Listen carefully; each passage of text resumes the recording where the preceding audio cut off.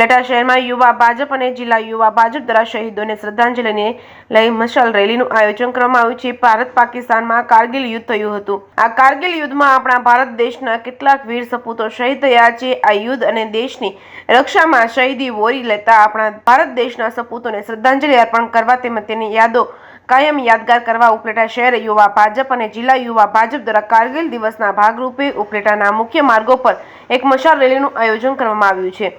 તમામ શહીદોને શ્રદ્ધાંજલિ અર્પણ કરી હતી। જે.કે. સિંહ ગુજરાતી સાથે અર્શી આહિર, ઉપલેટા। ભારત માતા કી જય।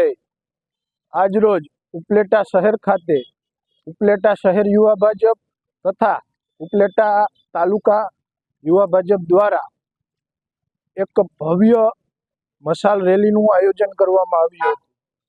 આપણે જાણીએ છીએ કે આજથી 25 વર્ષ પહેલાં એટલે કે 1999માં ભારત પાકિસ્તાન વચ્ચે કારગિલની અંદર એક યુદ્ધ થયું હતું।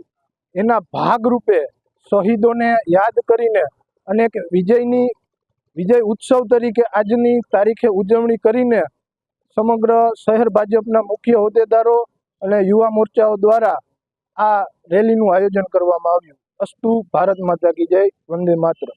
વંદે માતરમ। ભારત માતા કી જય।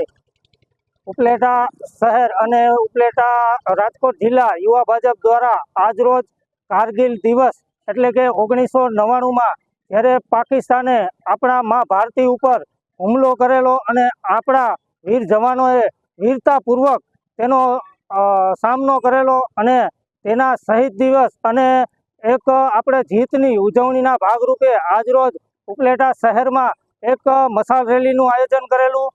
આ મશાલ રેલીમાં યુવા મોરચાના દરેક હોદ્દેદારો, કાર્યકર્તા તેમજ ધોરાજી ઉપલેટા વિધાનસભાના ધારાસભ્ય શ્રી મહેન્દ્રભાઈ પાડલિયા ઉપસ્થિત રહેલ અને દર વર્ષની જેમ આ પણ આજે અમે મશાલ રેલીનું આયોજન કરેલું। અસ્તુ ભારત માતા કી જય।